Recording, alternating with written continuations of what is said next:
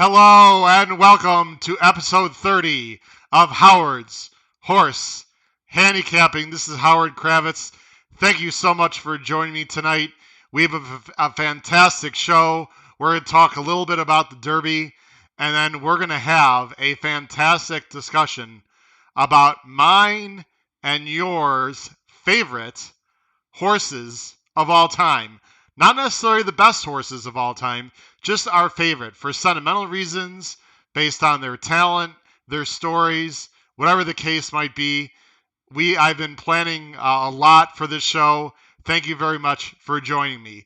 First of all, I have some big announcements to make today on the show, and I need your help. First of all, please make sure that you subscribe right there on the corner of the screen. Now, I get analytics on my show, and about half of you that are watching the show, and I appreciate every single listener from across the country. I even have some listeners from overseas.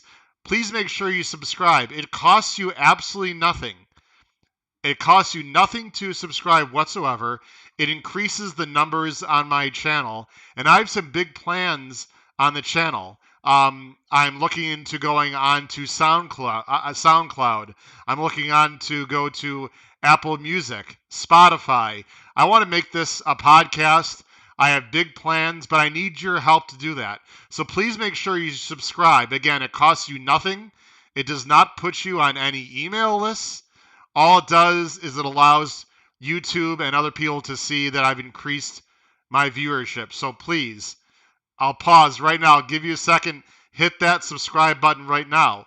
Now, once you hit that subscribe button, you have the opportunity to hit the notification bell. There's that bell for those of you who do not know.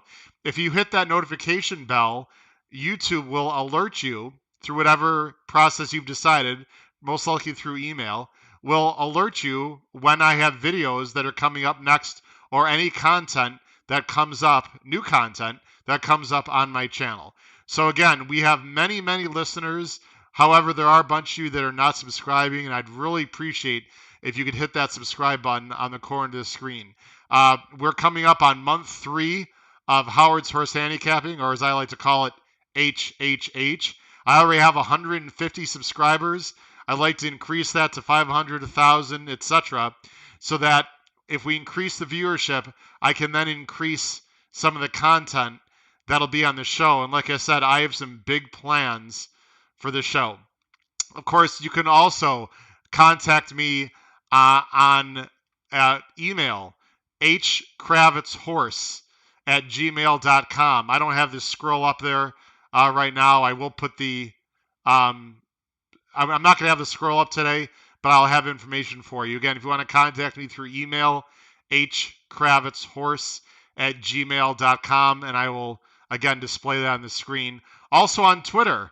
Please follow me on Twitter. I love the conversations on Twitter, at hkravets, Krav as in victory, E-T as in Tom, S as in Sam. Please follow me on Twitter. I have great conversations on there as well. So there's a lot of ways you can follow me. It's not just YouTube and Twitter. You can email me. But again, I have big plans. I like to get into SoundCloud and some other platforms with my program, but I need your help to do that. Let's talk, first of all, about, let me show you my screen here, about what's happening next week. So as you all know, next week it's Derby week. So next week, starting on Monday, I'm going to have live streams Monday, Tuesday, Wednesday, and Thursday. We're going to have 4 days of live streams.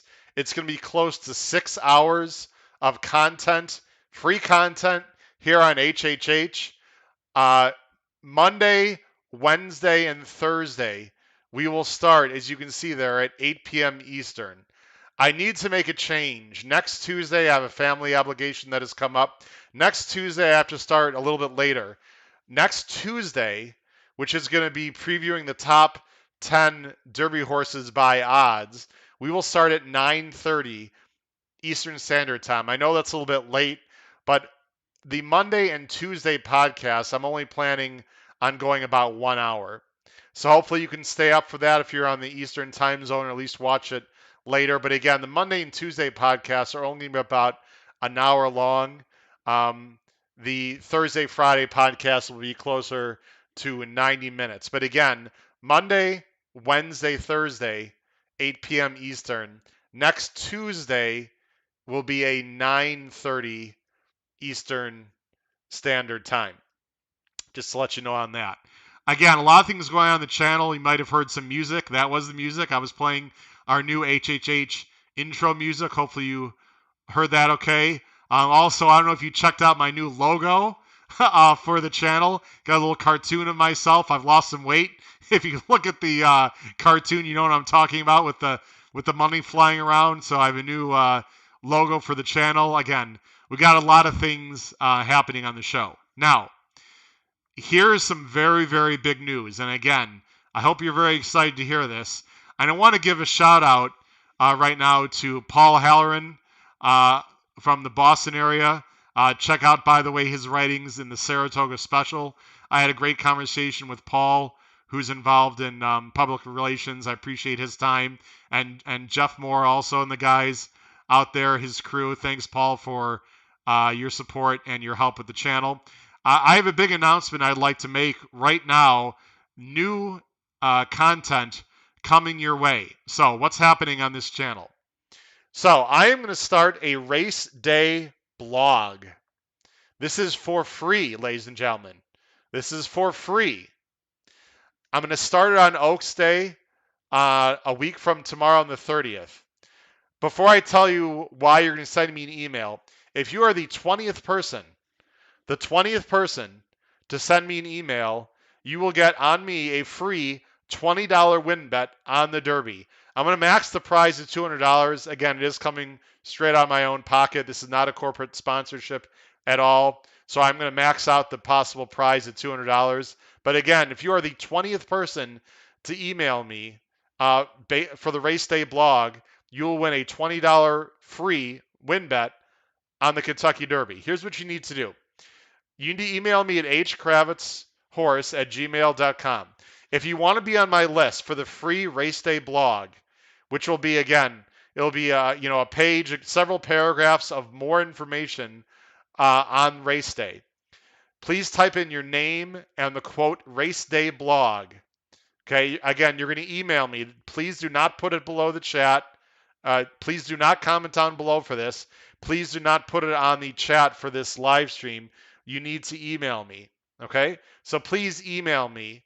You can start doing it right now. hkravetshorse@gmail.com. Just put your name on there and Race Day blog. And also, you must be a subscriber to my YouTube channel. That way, I will have your email address. Everything will be confidential. No one else will have your email.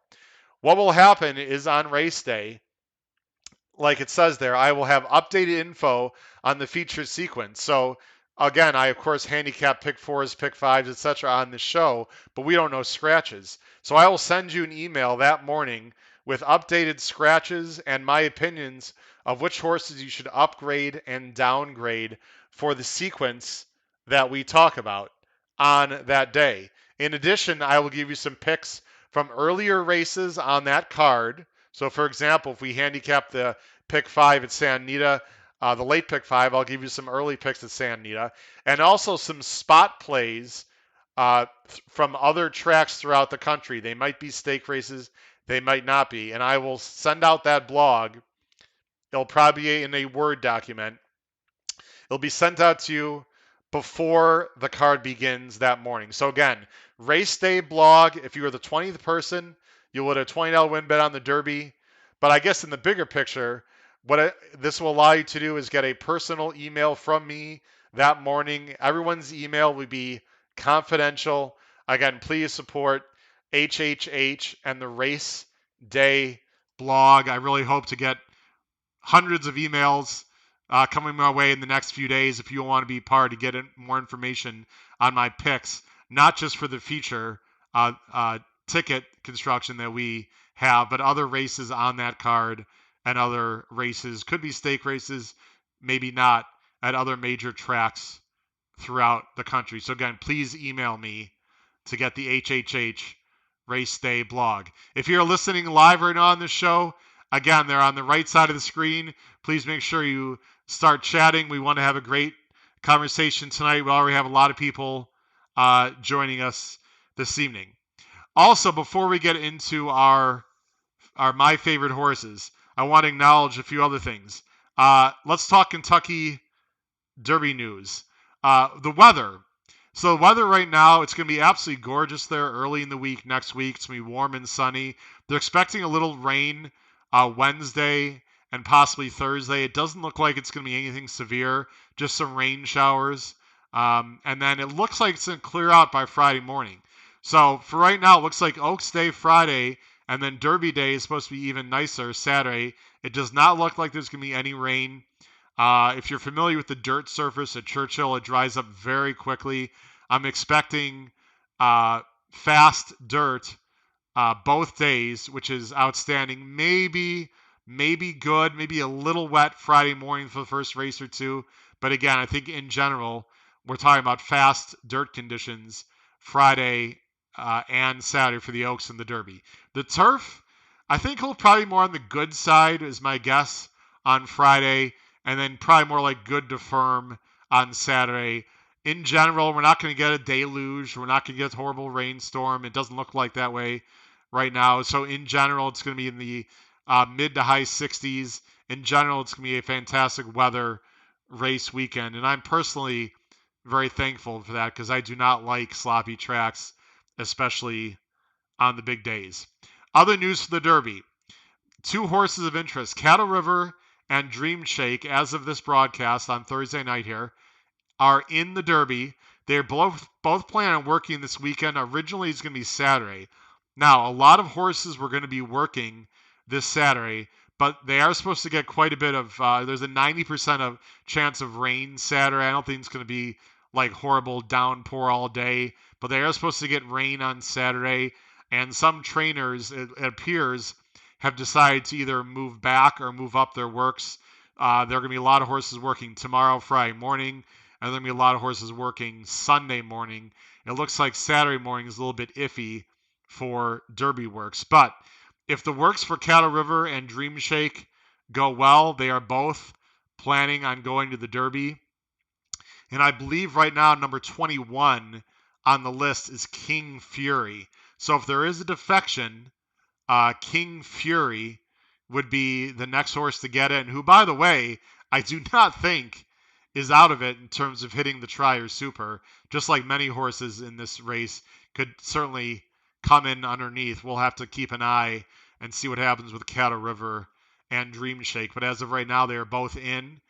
And as I've stated before, if Cattle River is in, I really do think that changes a little bit the complexion of the Derby because it adds more speed and a definite front runner to the race that should help closers. Although I tweeted this out, I don't think Cattle River has any chance at all to be anywhere near the lead at the finish, in my opinion. But he is certainly a pace threat. I see C Money has already joined the chat. He was the first one in. Thank you. C Money loves King Fury. C Money's pick for the Derby is King Fury. If he gets in, C Money, good luck to him getting in. It doesn't look like he's going to get in right now, but you never know with defections. Things can happen Derby week. He ran a big race off a long layoff in the Lexington Stakes with, I believe, a 95 buyer. Other news, O. Bezos worked. He was the only Derby worker this morning. I've seen two different workouts. I've seen a report. One said that he went breezing in 59-3. Another one said he was a minute breezing. Either way, O. Bezos is an improving long shot in this race, so I think is very interesting. He breezed well. Obviously, he needs some pace up front. I'll just give you a little sneak preview. I think O. Bezos is very live to finish underneath in this race. I will definitely be using O. Bezos in my trifecta, even if Cattle River is not in. I don't think he can win the race, but I do think he's very interesting. My fear with O. Bezos is he's going to start taking some more money. I'm not going to get that 30, 35 to 1. He's going to be more like, 18 to 22, 23 to 1. So hopefully we'll see what happens with O. Bezos. Also, just want to let you know, a few people have asked me about the picture back here. That is a signed, um, framed picture of Justify. Mike Smith signed it. Shout out to my brother, Michael, who gave me that frame for my birthday. And tomorrow is my brother's birthday, Michael. Love you. Happy birthday to my brother tomorrow. But he's the one that gave me that frame. And just let you, that is Justified. It's a little bit blurry, hard to see. That's Justified and signed there by Mike Smith. Last thing I want to mention, congratulations to Peter Visco, who I know is a fan of the show, who finished 14th in the happy hour contest today. That's the second week in a row. I believe Peter Visco has finished in the money. Congratulations to Peter, who's also a fan of the show. I see Jim from Buffalo. You know what I love about this show? I mean, I have people from all over the country. Jim's from Buffalo. C Money, I'm not sure where you're from if you want to put that in the chat. But again, Paul Halloran, who I previously mentioned, is from Boston. Jeff Moore, I believe, is from Boca Raton, Florida.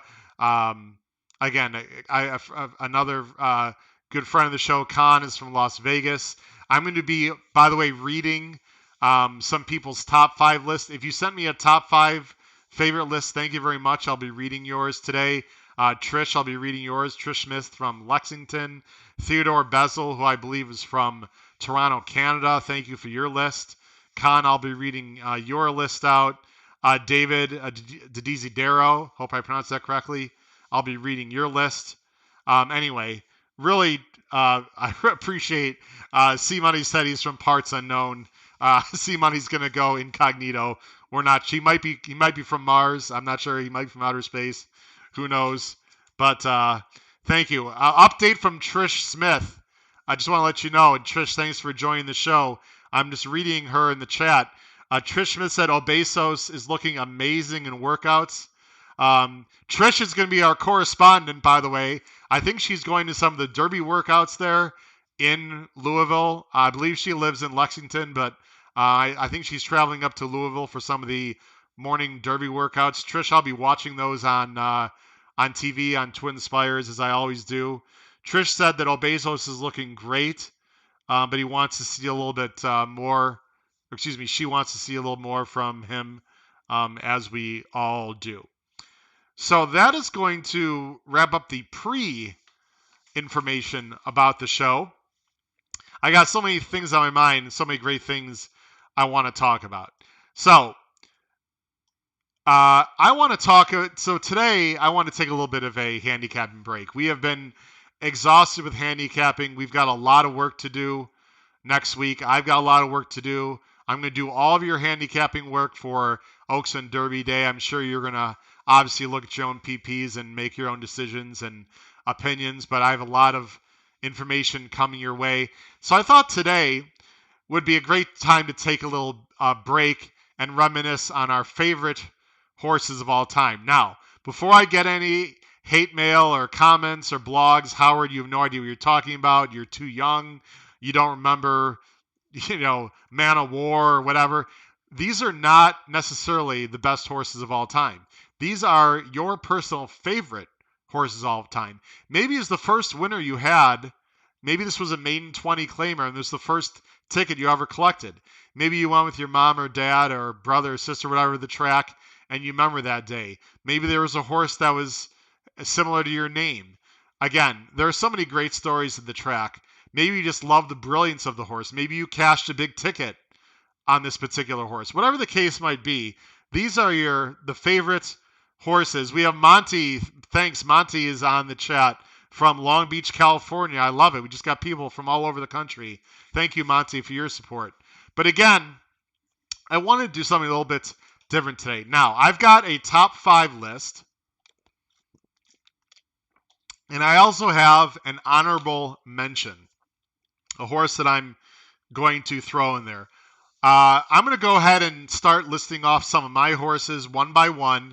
And then again, if you send me a top 5 list, I'll interrupt my own list with your list. And again, please comment on the live stream chat there on the right side of the screen some of your favorite horses if you did not send them to me. And if you're watching a replay of this, please comment down below the video player your favorite horses of all time and why. I'd love to hear your opinions and comments on some of the horses. So let's talk about I guess you can call this 5A. This is my honorable mention horse. I'm going to talk about this horse for a personal reason. What you're going to see is a lot of personal connections I have. So full disclosure, so I was born in 1971. I've got the big 50th birthday this summer. So I got some big plans this summer. I know, I'm old. I hear you.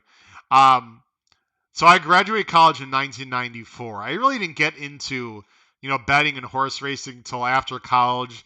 And of course, after college, you don't always have the bankroll you want. So I really probably didn't get into the betting side of it seriously until probably the early 2000s. A good 20 years of seriously watching horse racing. But certainly I watched horse racing before that in the 1990s. So I guess the 1990s and early 2000s is really where my love and passion of horse racing started, when I really started paying attention to different horses and gained appreciation for these unbelievable animals. And before I start my list, I see Barry O'Brien, who's another great fan of the show, checks in from Michigan City, Indiana, representing the Midwest. Barry, thank you very much. Hopefully we can hook up somewhere at Hawthorne or somewhere in the Chicago area at a track sometime this summer. So let's talk about my honorable mention. Again, I guess you could say this horse is number 6 on my personal list of favorite horses. And that horse is Warfront. Warfront was trained by H. Alan Jerkins. You can see his record there. 13 starts, 4 wins, 5 places, 1 show. He's in the money 10 out of 13 times. Had solid earnings. Nothing spectacular, really. 424,000. But what he has done as a sire is absolutely unbelievable. And why is he on my list as an honorable mention? Because I don't know about you, but every time you look in the PPs, it seems like somewhere you're going to see a Warfront, and it seems like these horses are almost always really good. He was born in February 2002, so he's going to be celebrating his 20th birthday. He's still alive. He'll be celebrating his 20th birthday next February. He is the number 1 sire in North America by percent of grade stake winners. And folks, I've done a lot of research for this show, and I knew that it was a lot, but I could not believe this number. Are you kidding? He has sired 27 $1 million plus earners. That is absolutely unbelievable. 27 of his babies have earned $1 million plus. He stands for a lot of money if you want to breed to him. $150K.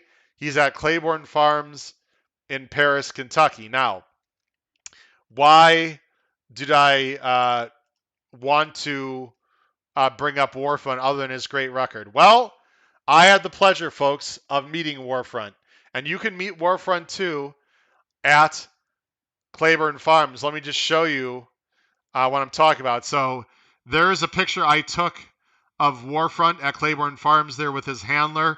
He was not the biggest, most imposing horse, but he was very friendly. You could see he has a little bit flatter feet, so that's probably why he's able to have so many of his babies and so many of his sires are good on the turf. He was very friendly. He had that great white blaze. It was fantastic. And then let me just show you here. Sorry as I switch. Hold on 1 second. That's not what I wanted. I apologize. So I believe you can now see a picture of, nope, you don't see a picture of me. Let me try this one more time. Sorry. Hold on 1 second. I'm just going to get this set up here. So you can there. I have a picture of myself. And I can't. Okay. So I'm having some issues here getting it set up. Anyway, I have a picture of me as well with Warfront that I'm trying to get here.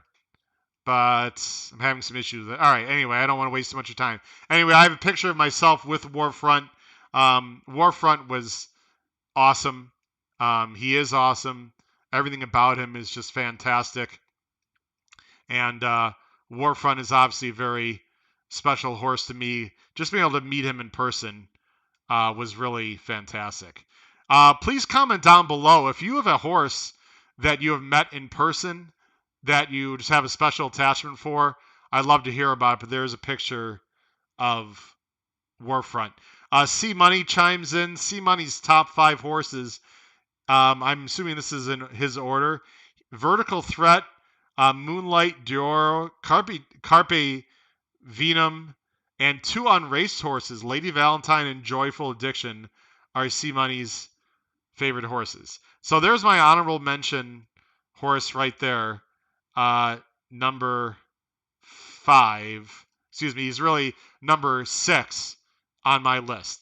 Let's talk about number 5. My number 5 favorite horse of all time. And there is a fantastic story behind this horse that I have to talk about. So, who's number 5 on my list? It is a horse named Task Force Glory. Now, I know what you're thinking right now. Who in the heck is Task Force Glory? He was trained by Wesley Hawley. He really had modest earnings. He only had 3 wins in 22 starts and only $203,000 in earnings. So why do I have him up there? Well, it's actually, there's a very good reason why I have him up there, and I'm getting it set up right now so I can tell you about it. Give me 1 second here as I get this set up. All right, so I've got it set up now. So, Task Force Glory, let me put myself back on screen. I'll tell you a little bit the background. So, and you saw that he won on Oaks Day. So, let's go back to May 5th, 2017. Only about 4 years ago, I played my usual pick 5 on Oaks Day. And Task Force Glory, thank you, Task Force Glory. I know you're wondering, why? Let me show you why. I'll show you right now. So, that is why, ladies and gentlemen. Task Force Glory, in the 3rd leg of the pick 5, was the longest shot on the board.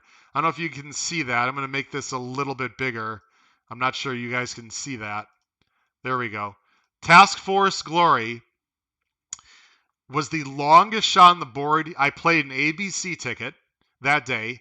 He was a B horse for me, and Task Force Glory came up the rail, the longest shot on the board. I really liked a lot of angles with this horse. He was ridden by Miguel Mena that day. I'm going to show you the end of the race. He was the longest shot on the board, and he absolutely blew up the pick 5 that day, and I was alive to it. So I'm going to go ahead and show you the video there if I can, just very briefly. I'll go ahead and show you the video. We're just going to watch the end. It was sloppy that day, and Task Force Glory is the 5 horse. So I'm going to freeze it. Task Force Glory is actually in last right now, behind the pole, but Miguel Mena had a monster hold the entire way. Just watch this horse in the back of the pack there. He's right here. You can see he's got a big hold. And I was like, I think he's got horse. And he just waited, and he was able to split horses right here. And right here, I was like, this is getting interesting. And as he started exploding up the inside, and everyone else was going up and down, now he kept coming. Now let me just freeze it right here, folks. I don't know about you guys. I'm not a big yeller screamer. I don't make a lot of noise when I watch races, unless it's like the end of the pick 5 or I'm watching with like 10 or 15 buddies. But in general, I'm pretty quiet. Let me tell you something. I was at the OTB, local OTB, for this race. I was making a lot of noise at this point when I saw Task Force Glory coming up the inside. And right here, I thought he had a big chance. longest shot on the board. Miguel Mena blows by everyone and wins the race right there at 30-1. And oh my, was I excited at that point because I knew that I had a very live ticket. Now, that was not the end of the pick five. That was only leg three. I had a single in the next race. It was a coupled entry. I'm going to go ahead and show you really quickly. Again, this is not for me to brag. I've certainly lost plenty of my bets just like everyone else out there. But this was my defining moment. Everyone has this one day that's your defining moment. This day, May 5th, 2017, was my defining horse racing moment, at least from a betting perspective for sure. So I'll just go ahead and show you.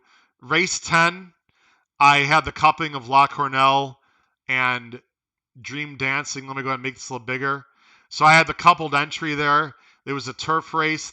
They came 1-2. The race was really never in doubt. And then came the Kentucky Oaks. I was alive to 5 horses, and the longest of my 5 horses that I had end up winning. Maybe you remember this race. Abel Tasman for Bob Baffert won the race. Sorry, I need to show you. Excuse me. There we go. Abel Tasman won the race. He paid $20.40 for Bob Baffert. I did not have Daddy's Little Darling. I don't know if you remember that race, but Daddy's Little Darling was coming like an absolute train on the outside of Abel Tasman. But she never got there. Tell me if you remember that race. It was in the slop. Abel Tasman was a 9-1 that day. And ladies and gentlemen, why was it a day for me? Let me just show you why I remember this day so well. I'm going to go ahead and zoom in. So if you look at the bottom of the screen there on the right side, I had the 50-cent pick 5 that day for $32,855. And I also had the 50-cent pick 4 for another $6,200. It was about a $39,000 score for me. And after Uncle Sam, it was about a $30,000 score. I did a little research after the pick 5, that night after everything came out. And I noticed that I was about one of only about 23 people in the world, after the takeout that I did the calculations, had the pick 5 that day. Oh my goodness. I'll tell you what, it was emotional. It was unbelievable. Now listen, that's a lot of money. I don't care what everyone says. 30 grand is a nice chunk of change. Certainly people have cashed for, hundreds of thousands, millions, whatever. But for someone like me, I'm a public school teacher. I do just fine. But I think for anyone, or for most people, at least average people out there, $30K collection. Wow. Paid off a bunch of bills, took a little vacation, helped put a down payment on a car. It was unbelievable. I'd love to be able to do it again. I'd had some 5-digit scores before that collection that day, but that was my biggest collection I've ever had, almost 40,000 before taxes. Hopefully we can repeat that. And it's not all, but a lot of it is due to Task Force Glory and Miguel Mena as the longest shot of the board, winning that third leg, paying $60 and blowing up everyone's pick 5 except mine. Just worked out. What a day. I'll never forget it. Thank you, Task Force Glory. If you have a horse that you remember that you cash big on, type it on the chat there on the right side, or put it in the down below the video player in the comments section. I'd love to hear about a horse that helped your pick 4, pick 5, or superfecta, or whatever the case might be. I see Dean is joining the show. Dean, thank you very much for joining. Let me talk about some people that have sent me their top 5s, and I really appreciate it. I'm going to start first with Trish. And I love looking at these top 5 lists. And some of this I'm just going to read out. I didn't have time to type in everyone, so just bear with me, please. But it's interesting. You get a sense of how old people are and what generation they are based on their favorite horses. Let's start more in the recent modern era. Trish Smith, from Lexington, a great viewer of the show. Her top 5 is Zenyatta, was number 1. Zenyatta was, I mean, what can you say? Zenyatta was a fantastic horse for so many reasons. Her number 2, Trish. What happened to Swiss Skydiver? Our Swiss Skydiver. Oh, man. Anyway, Swiss Skydiver, number 2 for Trish. She loves watching this horse. Number 3 for Trish is Rushing Fall, an absolutely beautiful horse for Chad Brown, who I had the pleasure of seeing in the paddock. In fact, if you go to my YouTube channel and you click on videos at the top, I posted when I first started the show, I just posted some videos that I had when I've been at different tracks.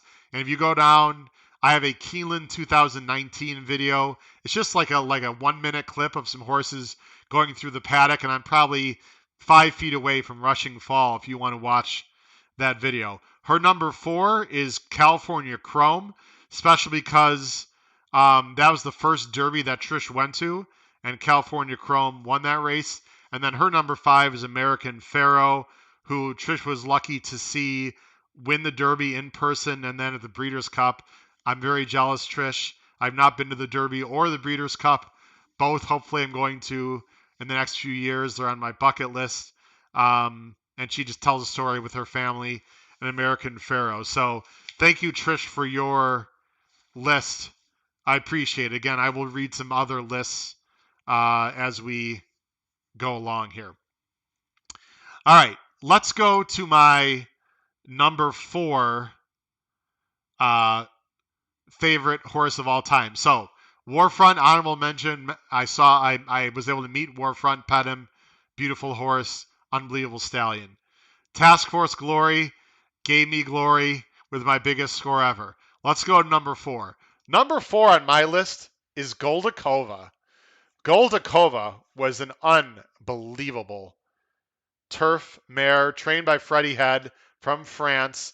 17 for 27 in the win, 6 places, 3 shows, over $7 million in earnings. She was a 3-time Breeders' Cup Mile champion from 2008 to 2010, and then she was a 2-time Eclipse Award winner and went to the Hall of Fame in 2017. Now, you might be wondering, Howard, that seems to be a bit of a strange, favorite horse for you to have. I mean, we all know, if you've certainly been around for a while, not that far back, Goldakova was just unbelievable. But her first win that she had in the Breeders' Cup, really, I was always interested in horse racing, but her first win was absolutely unbelievable. Maybe you remember it. I don't know. We're going to talk about it here in just a second. Goldakova's, hold on just one second, sorry. Goldakova's first win was in the 2008 Breeders' Cup Mile. It was at Santa Anita. Now, we were able to watch replays at that time. Those of you who've been around know what I'm talking about. But watching replays of races over in Europe were not that easy to find, and we really didn't have nearly as much information on European horses, their speed ratings, etc., as we do now. In the last 10 years, it's really exploded with exposure through, TVG and other networks and just the internet and social media. We just have the opportunity through technology to see, these horses and watch replays. But Goldakova, to me, was sort of the first foreign horse that really caught my eye, and her win in the 2008 Breeders' Cup was the quickest turn of foot, I think to this day, that I have ever seen. It was unbelievable. I'm going to go ahead and turn the volume up. Now, the great thing about this show is I'm going to show you a bunch of replays, and you're going to hear Trevor Denman and Tom Durkin, some sound. Hopefully the sound's going to come through okay. Again, in some of the videos, a little bit grainy because it's a little bit while ago. But let's go ahead and look at, we're going to watch Goldakova's win way back in 2008 in the Breeders' Cup Mile. So she is, and again, I'm going to turn this on. She's right here. It's going to be better when I start it. She is the 4 horse right here. She was stuck in behind. And let's just watch this race. Trevor Denman is going to be on the call. Yes, the script still being patiently read. There's now 9 off the leader. They coming to the top of the hill now, and Thorn Song the leader, but Daytona comes to tackle, and here's Daytona to get the lead. Now he's kicked early, but Daytona gets the lead. Goldakova tucked in the white cap now. Can she get out of there? Goldakova waiting patiently for room. Nowhere to go. Here's Precious Kitten, the other filly running a big one, and Kipteville the grey. Kipteville is let loose, but Goldakova goes through at the rail. And look at the acceleration from Goldakova as she bursts forward. And what a brilliant filly is this. Goldakova in an awesome effort outrun. Goldakova, oh my. I mean, I want to go ahead and just, again, once she got through, it was just, all over from there. And, right here, I think everyone can see this, right? Just want to make sure everyone can see this. Yeah. So I didn't think, she was going to get through watching it, really. And right about here, she's right here there in this white cap with Olivia Pellier. She didn't really look like she was going anywhere or anywhere to go. And I was like, oh, well, maybe she's overrated. This move from about right here to about right here when she goes right-handed, I mean, look at this. She's put like 3 lengths on the field in a split second. And I was like, oh my goodness. I'll never forget. I was at the OTB.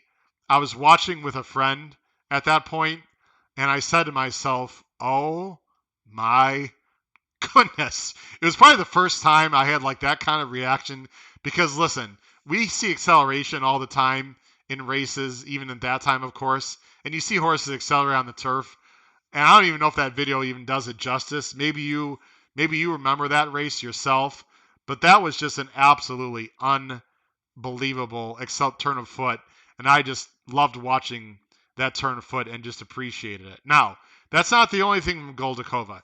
Then she won in 2009, and she won in 2010 as well.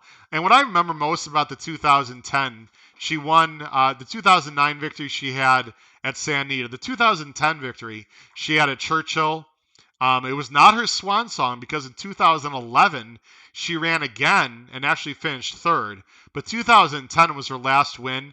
I don't know if you guys remember this, but in doing my research for the show, I went back and remember this. Let me show you. Maybe you remember this for yourself. But NBC did a great job. This was the end. This is just this is after the race was over, and this is Goldakova's handler. Maybe you remember this happening.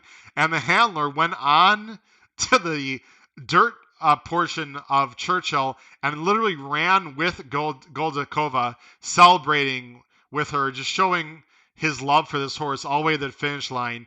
I'm not going to put the sound on for this, but maybe you remember this as the handler cheers on Goldakova and just is running down the track with Goldakova. I just thought that was awesome as he's jumping up and down and celebrating. I mean, that's what horse racing is all about.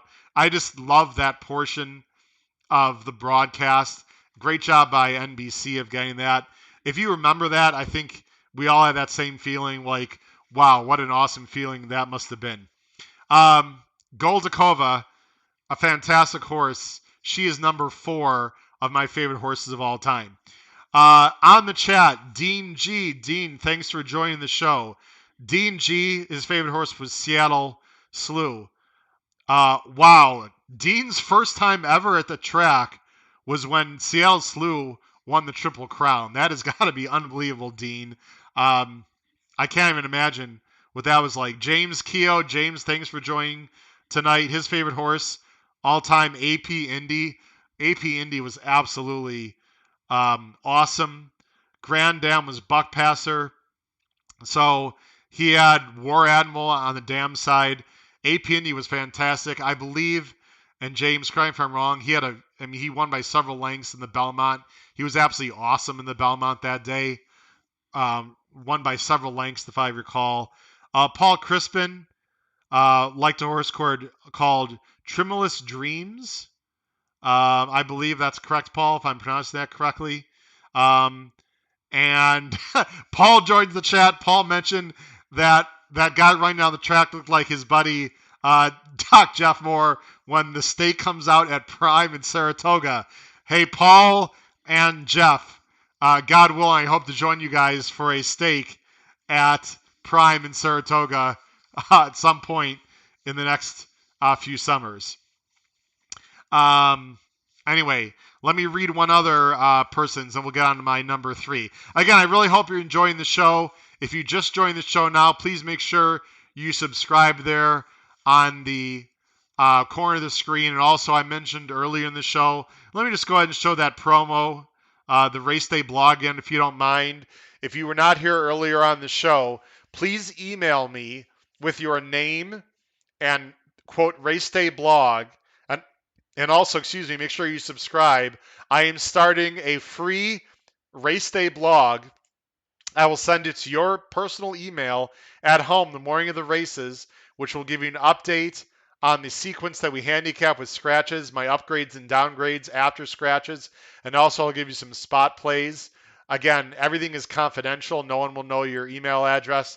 And if you are the 20th person who emails me your desire to be part of the Race Day blog, you will win a $20 win bet on the Kentucky Derby with a maximum prize of $200. So please make sure you email me with your name and Race Day blog. So David DiZadero sent me his top 5 list. He's got in his order, he's got by my standards.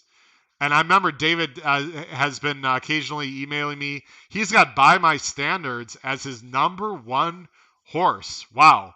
Number 2, Sunday Silence. Number 3, Unbridled. I'll never forget that. One of the earliest derbies that I can personally remember, I believe was 1990. If someone wants to be correct me on that, or tell me if I'm right or not. I think Unbridled was 1990 with Frances Genter. Carl Nasser yelling over to Frances Genter, who was in her 90s, I think at that time, 9 years old. You know, you just won the Derby, and she was all excited. It was a great moment in Kentucky Derby history, and especially in terms of TV history for the Derby. I'll never forget that. Arrogant is David's number 4, and Blame is number 5. And David, if you watch the show, Blame is also at Claiborne Farms, and I was able to pet Blame. Blame he wasn't really the nicest horse, I have to say. He tried to take a little nibble at me, but I gave him a big thumbs up because, sorry, Zenyatta fans, but when Blame beat Zenyatta, I needed Blame for the pick 4, so I thanked Blame for beating Zenyatta, although I love Zenyatta too, but I really wanted Blame to win that day. Thank you, David Jadizadero, for your list. And I'll give you one more person's top 5 list before I get to my number 3 all-time favorite. Theodore Bezel, who I believe is from Toronto, sent me his list. He said he loves the show. Thank you, Theodore. He's got Go Zapper as his favorite horse. Most naturally gifted horse he's ever seen. Go Zapper was fantastic. His Breeders' Cup win at Lone Star Park in the Classic, wow. I believe it was 159 and change. Again, I'm going off of memory. I'm a math teacher. I'm good. I remember numbers very well. But Go Zapper, he had many great wins. But his win in the Breeders' Cup Classic, I believe, at Lone Star was awesome. Theodore has Rachel Alexandra. What a horse she was, number 2. Fleet Alex is number 3. Zenyatta makes the list for him, number 4. And Rock Hard 10, number 5. Theodore mentioned his massive size and appearance. I never saw Rock Hard 10 in person, but he was a massive Adonis of an animal, at least on TV, and that's what everyone else said. So I believe Theodore when he talks about Rock Hard 10. All right, let's go ahead and get back to my list, and let's talk about my number 3 favorite horse of all time. Now, when I first started watching racing and getting to racing, I really liked sprints. I was always a fan of speed. I just loved watching 6 furlong horses for some reason. I don't know why. And this particular horse, who is a 6 furlong sprinter, for the most part 6 furlongs, is number 3, mainly for one particular race and mainly because of his name. My 3rd favorite horse of all time, Midnight Loot. For Bob Baffert, this horse was 10 for 13 in the money, had 6 wins. He didn't run a lot. He had earnings of almost $2.7 million. The two-time Breeders' Cup Sprint champion in 2007 and 2008. And there's really two things I really like about Midnight Loot. First of all, let's talk about his name.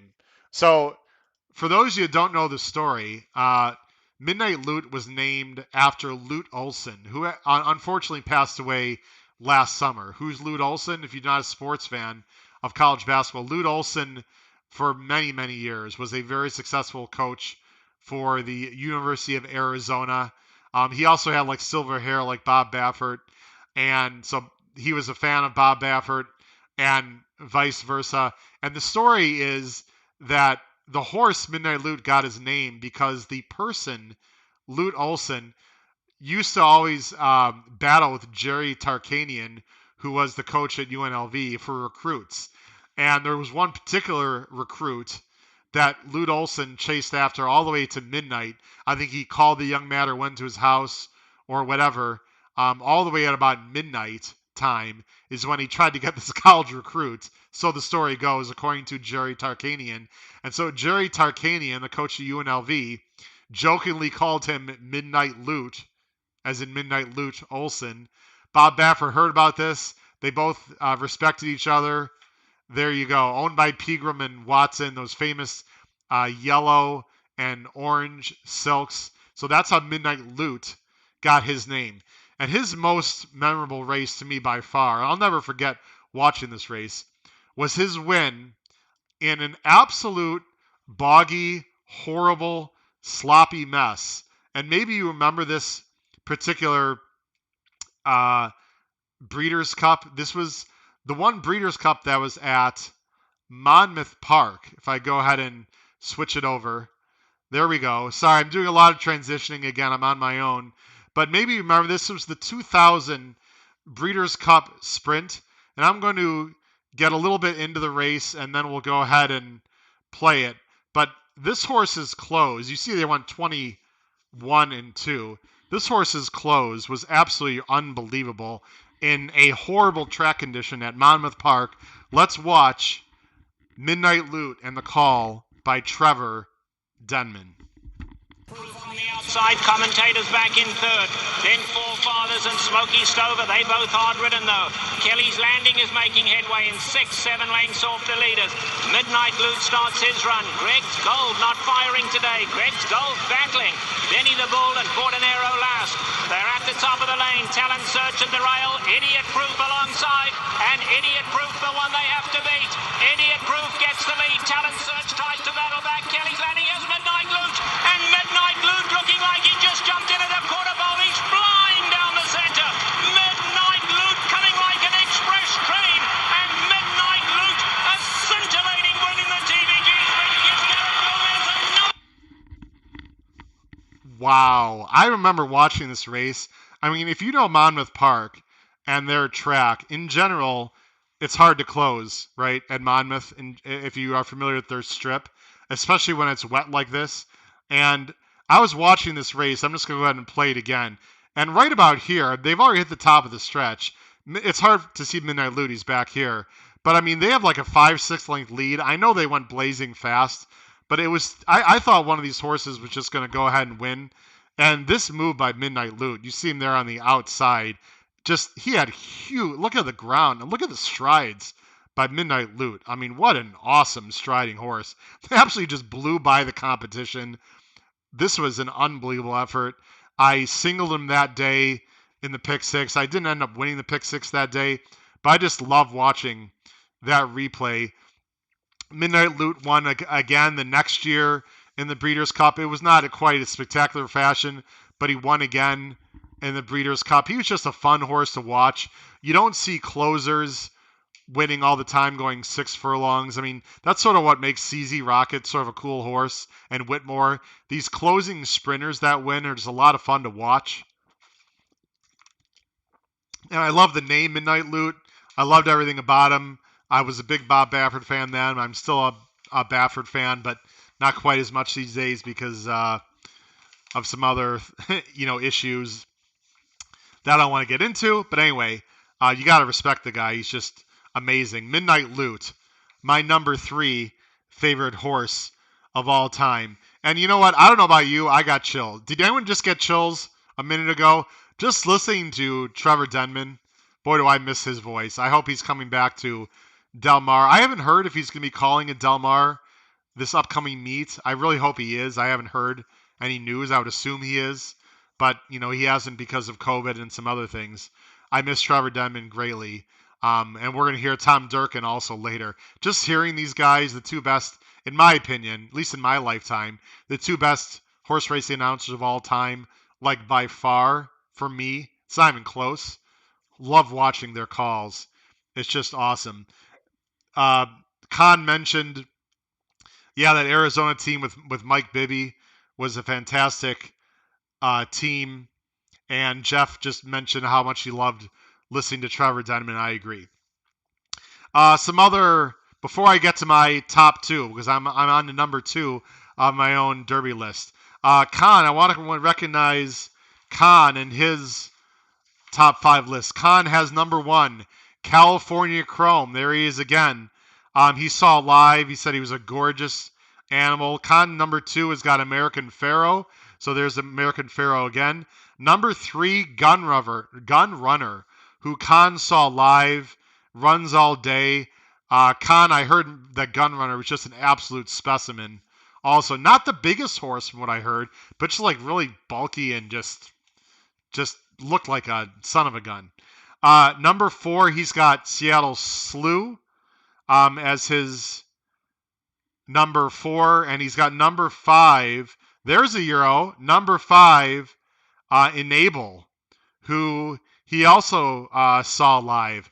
I'll tell you what, I'm so glad Enable came to the United States and ran. What a horse she was. I think her babies are starting to run pretty soon. I could be wrong about that.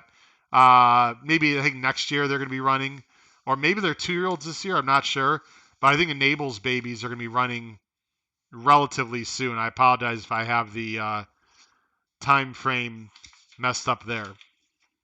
All right, let's go on to number 2.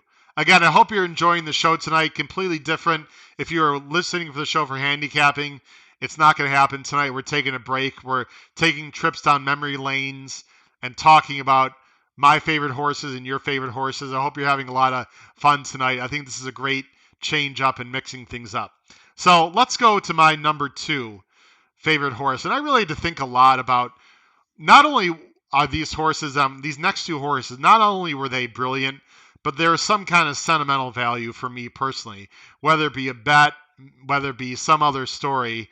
And this horse, honestly, I've only probably shed a tear a few times at the racetrack, usually for happy reasons. This particular one, I shed a tear. I was at home watching it. I wonder if you shed a tear also.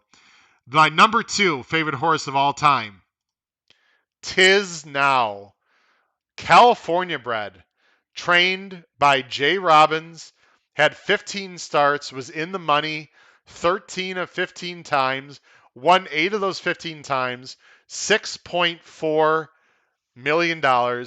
He was a 2-time Breeders' Cup Classic winner in 2000 and 2001, just during my very formative horse racing watching years, 3-time Eclipse Award winner. Now, I'm sure most of you out there are familiar with Tiz Now. Maybe the younger viewers out there are not.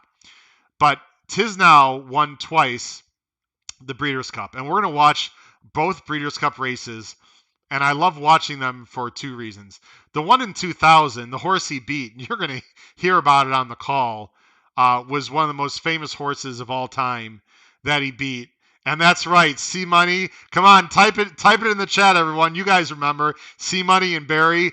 The race that he won, the Breeders' Cup in 2001, we'll talk about why it's special. I know a lot of you already know why because you typed it up in the chat. So let me get to his victory in 2000. So first I'm going to show you, and we're not going to watch the whole race. We're just halfway through. This is his Breeders' Cup win at Churchill in 2000, and this is going to be Tom Durkin will be on the call for this race.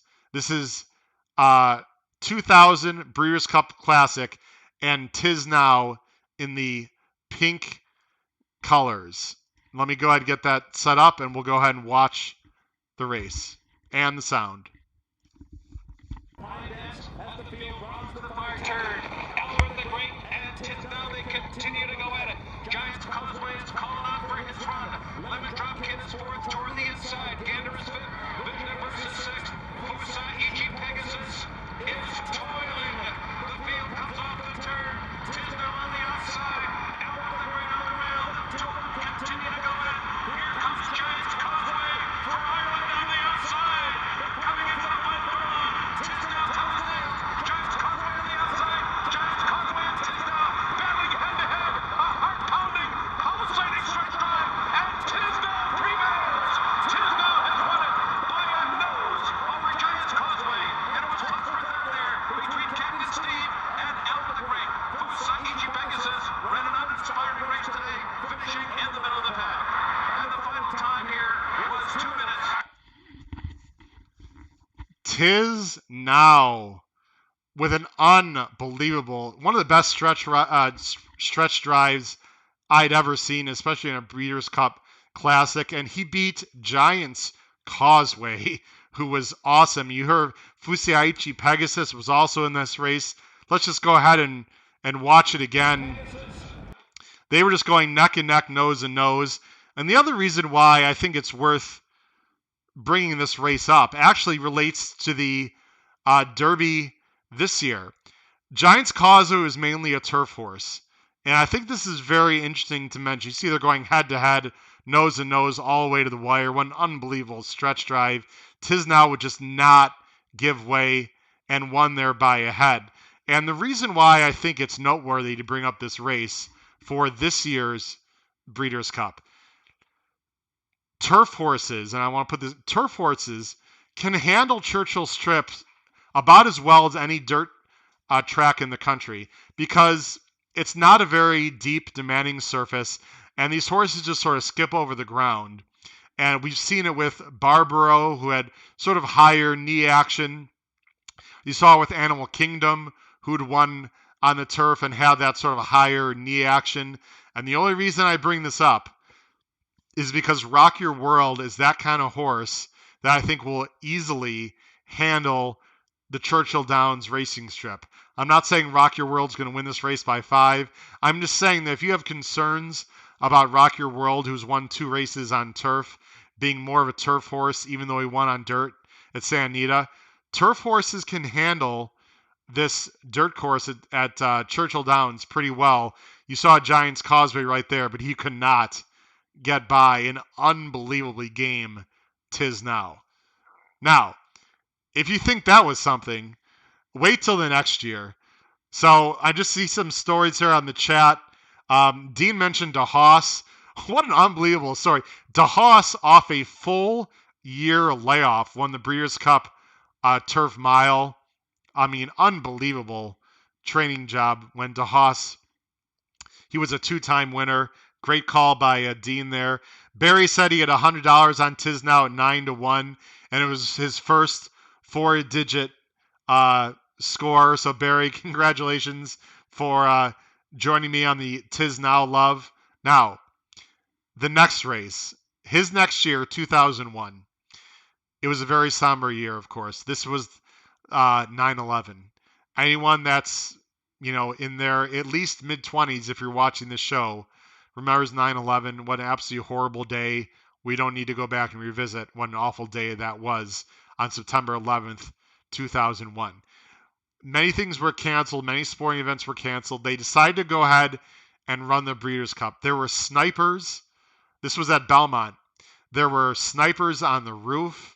The security was unbelievable. Again, this is what people said. I was not there, but this was widely known. And 'Tis Now came down the stretch and had to battle a European with all of the United States and America's pride on the line. And this is probably, in my opinion, Tom Durkin's, if it's not his best call, it's got to be in his top 2 or 3. Tom Durkin, let me just make sure I have it set up. Sorry. Tom Durkin on the call of the 2001 Breeders' Cup as Tiz Now tries to repeat in the Classic. And on the outside, the daunting presence of a horse of the year, Tiz Now, and he's right there just off the pace fourth. Saki and Galileo right there and behind the lead. Macho Uno's in the thick of it as Aptitude begins to roll here with 3.5 furlongs to go in the Classic, and it is Albert the Great blazing the way. Tiz Now looms in second. Saki is there on the outside.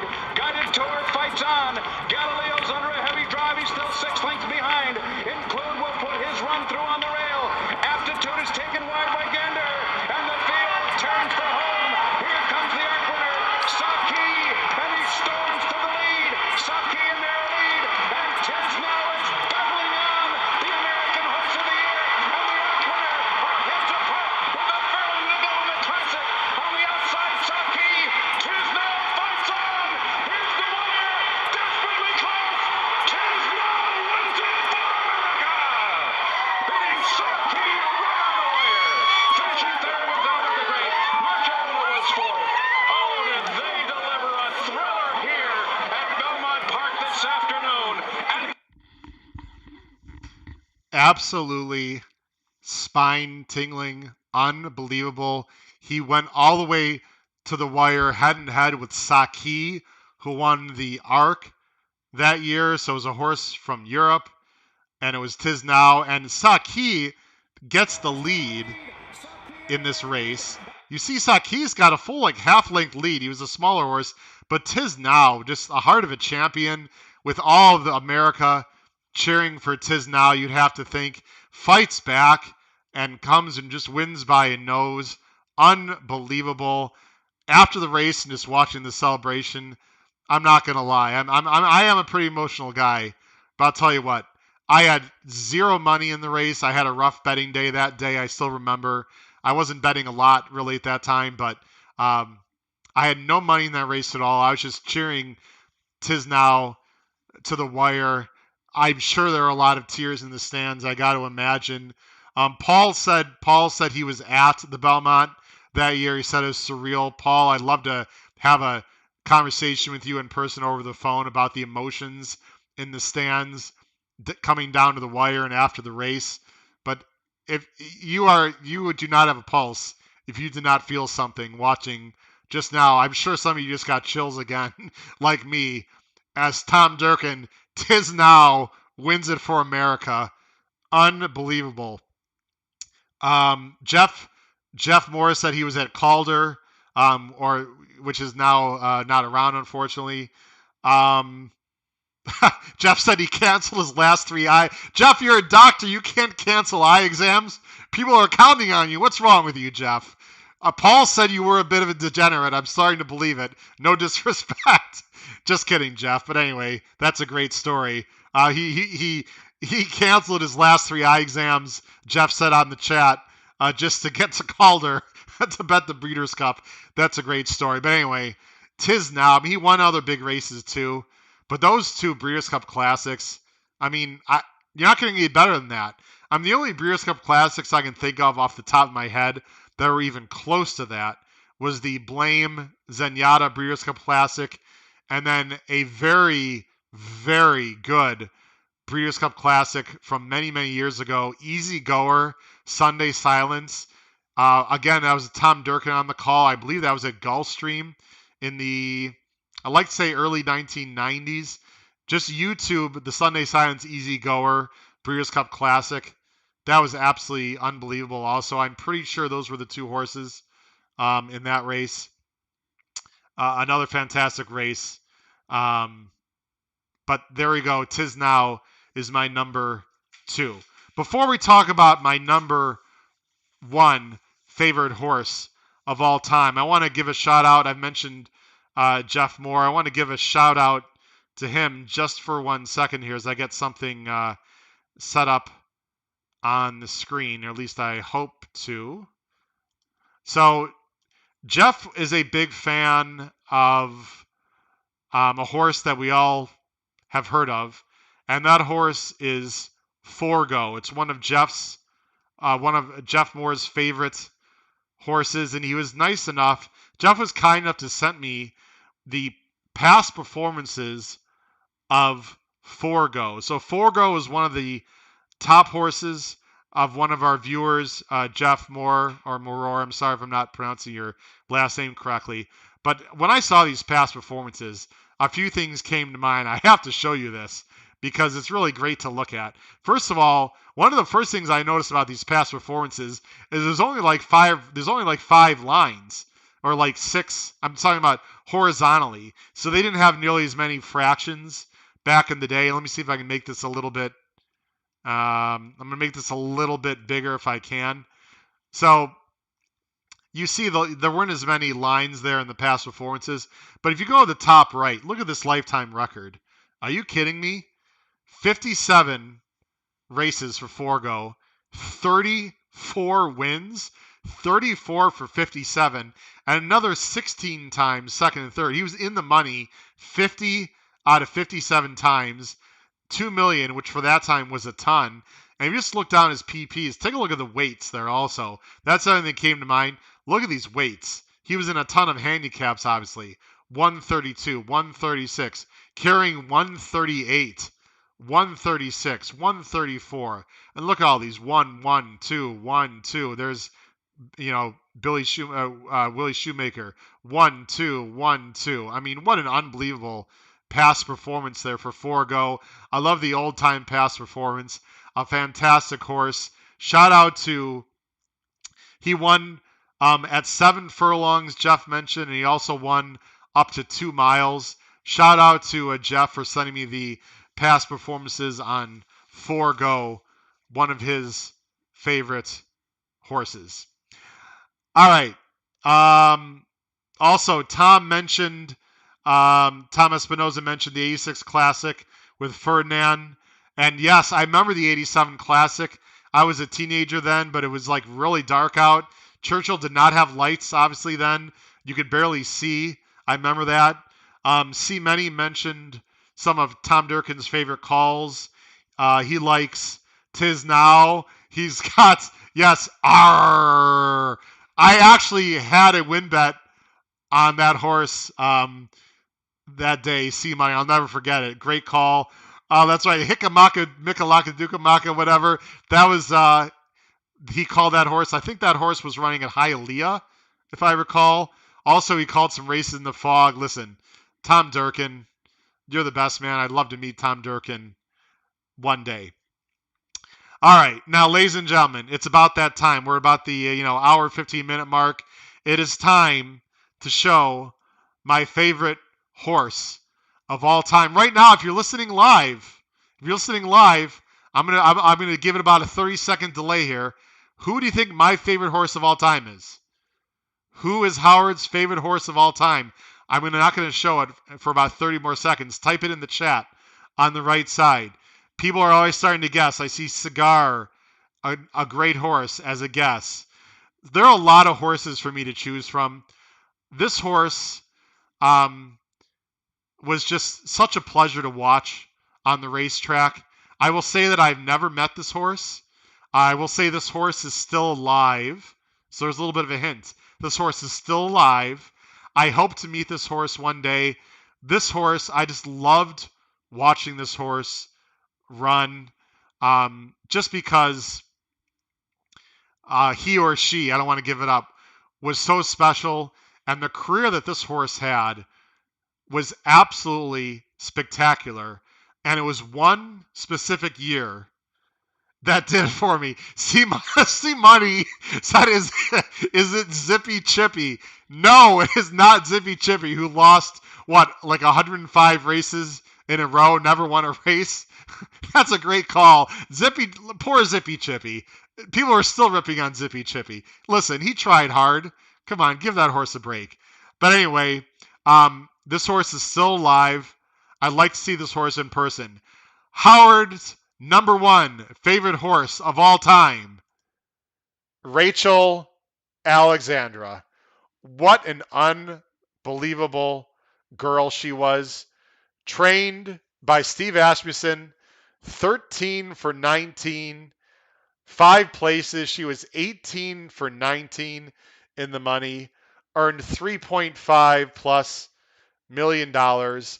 And really, her campaign that she had as a 3-year-old, where she went 8 for 8, in my opinion, might be the best 3-year-old campaign ever by any horse. It has got to be right up there. She's a 2-time Eclipse Award winner, and she went to the Hall of Fame in 2016. And before I show you some of her races, tell me what you think. Where would you rank Rachel Alexandra's 3-year-old race? Just her 3-year-old campaign. Where do you rank that campaign in terms of a 1 year, a 12-month span? Actually, it was more about 9 months span. She took on all comers. She took on the boys. She took on older horses. She won by 20 plus lengths. She broke track records. She was so game and so gosh darn good. I just loved watching Rachel Alexandra run. I never had a chance to watch her in person. It was always on TV. What an unbelievable horse. I don't know what it is. It was not just her accomplishments, but just the way she did it, like up close to the lead, just taking on the boys all the time. And yes, Dean is correct. Hal Wiggins was the original trainer. Shout out to Hal Wiggins, who was the original trainer of Rachel Alexandra. Everyone like mispronounced her name early in her career, like John G. Dooley, and other people call her like Rachel Alexander. Remember that? Like I don't know why people had trouble with her name, but Hal Wiggins trained her through the Kentucky Oaks when she won by like 20 lengths. There was a weaker field that year. There was a big scratch, but whatever. She was just an absolute pleasure. And when you go back and I think, okay, what races are we going to watch of Rachel Alexandra? Because you could watch all 11 or 12 of them. So here's what I'm going to do for you. I found a video, and below the video player here in the description, again in the description for this show when I'm done, it'll be posted tonight soon after the show. In the description, I'm going to have a link to the video that I'm about to show. The video I'm going to show is about a 9-minute video, but I'm not going to show all 9 minutes. I'm just going to show about the last 5 minutes. So if you want to watch the first like 4.5 minutes, I'm only going to show you about half of the video here. But this is a compilation of Rachel Alexandra's races as a 3-year-old. I'm going to show you about 4 minutes. So please stay tuned. I have some quick announcements at the end. I'm sure if you're a horse racing fan, you're going to love watching this video. These are Rachel Alexandra's last few races that she ran her 3-year-old year when she just took on all comers. I'm going to have the sound on. Again, please be patient. Here's Rachel Alexandra during the back half of her 3-year-old season. Watch and enjoy the magic that was Rachel Alexandra.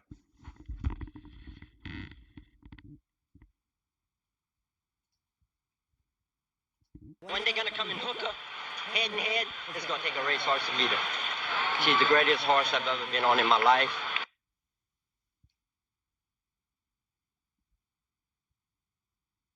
And Rachel Alexandra just looms in behind them now, and she's ready to pounce. And there she goes now, taking to the outside as they round the far turn. A grueling pace from Elbow Prayer and flashing.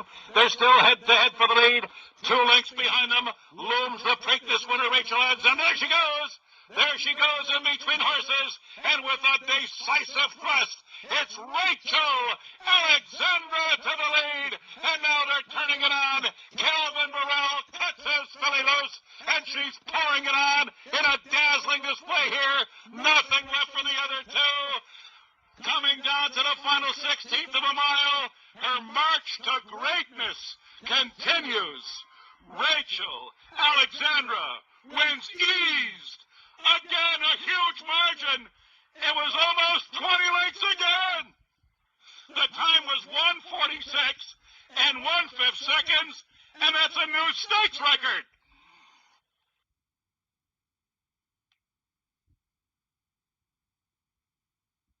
Around the far turn.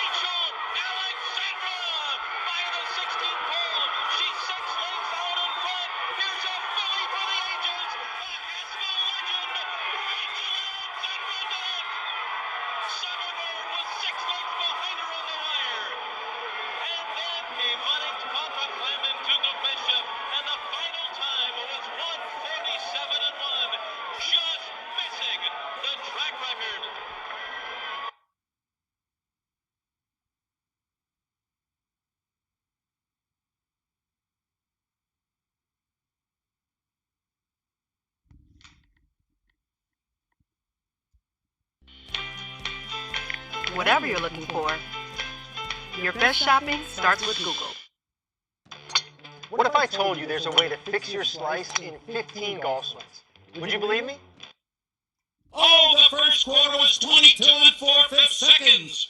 There'll be no free ride for Rachel Alexandra. They're making her work for every step today. Terra has sent her through a punishing opening quarter mile. Past the point on the outside, runs along in third. In behind them, Cool Coleman is fourth. It's a bird fifth on the outside in Bulls Bay. 46 and 2 was the half mile. Calvin Burrell was able to slow that pace down just a little bit, but they move into the far turn. There's a half mile to go. Rachel Alexandra still holding that lead. Past the point, trying to get to her. The lead is now a length. On the inside, it is Cool Coleman running in third. It's a bird is fourth. Asiatic Boy is launching a bit from the back of the pack, and Macho again is firing too. They're coming to the top of the stretch. It is still the filly in front. A dramatic stretch drive awaits in the Woodward Stakes. On the outside, here's Bulls Bay, and Calvin Morrell imploring his filly for more. And Rachel Alexandra holds on to the lead. Bulls Bay is second. Macho again is making a tremendous run for the back of the pack. Rachel Alexandra, Macho again. They're coming down to the finish. It's going to be desperately close. Here's the wire. Rachel won. She is indeed Rachel Alexandra the Great, beating Macho again here. And farther back, Bulls Bay was third. The time was 1:48.1. Rachel Alexandra raises the rafters here at the Spa.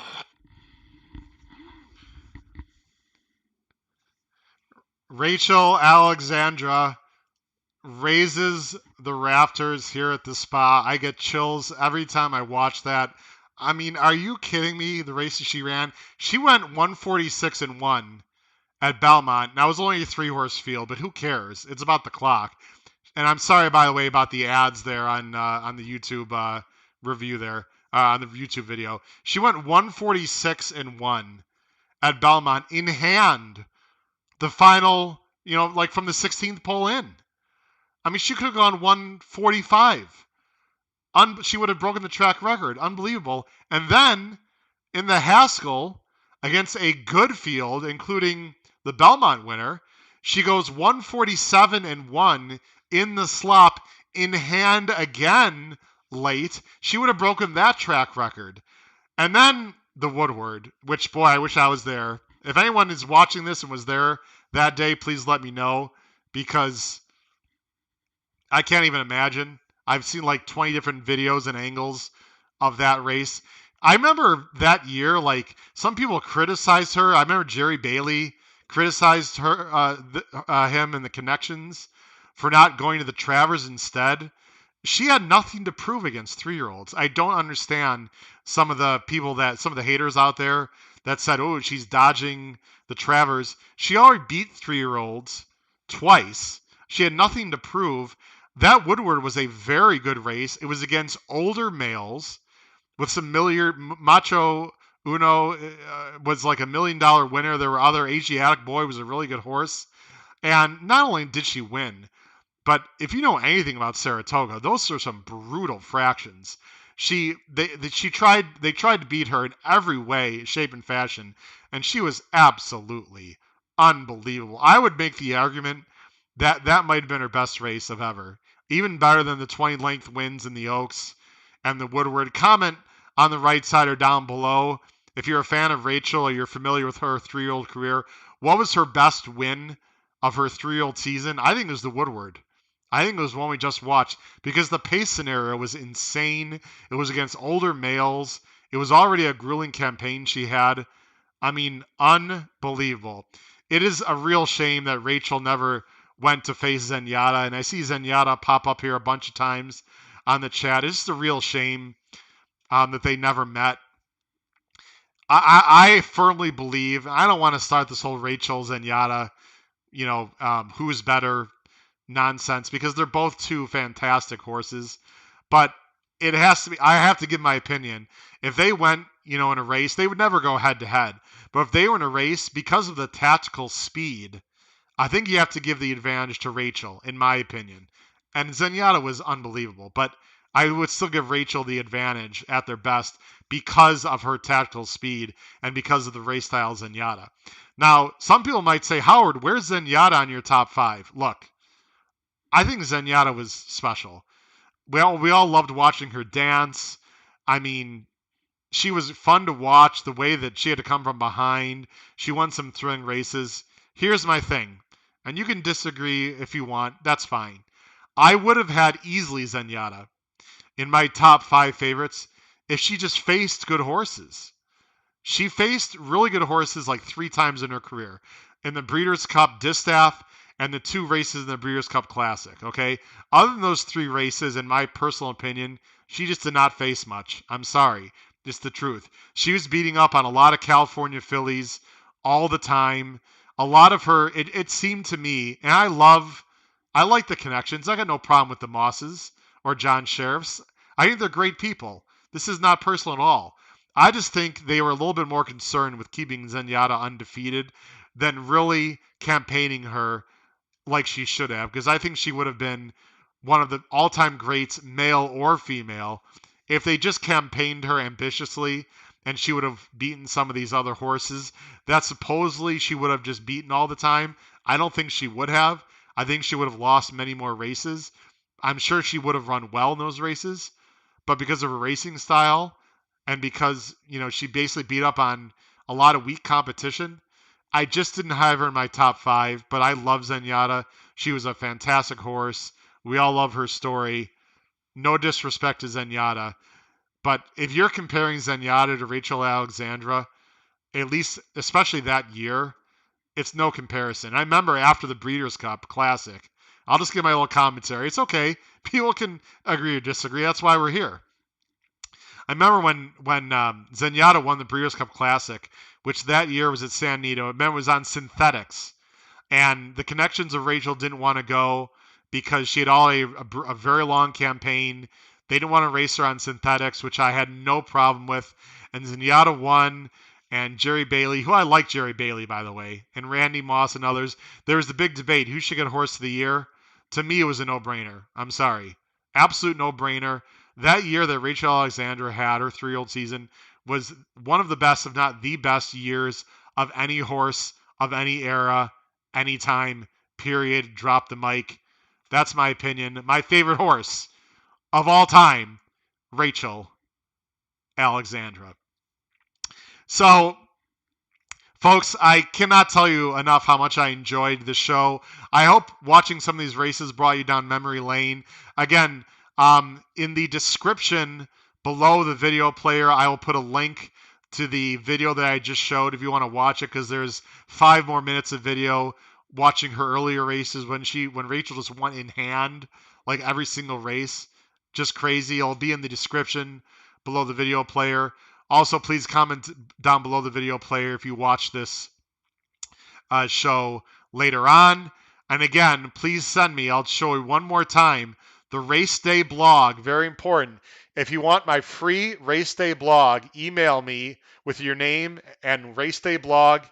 You have to be a subscriber to the YouTube channel. It starts a week from tomorrow, Oaks Day. You'll be getting a private email from me. Your email will be kept confidential. Please spread the word if you want to be part of the HHH Race Day blog and get more of my opinions on the sequence that I handicap and other races on the day throughout the country.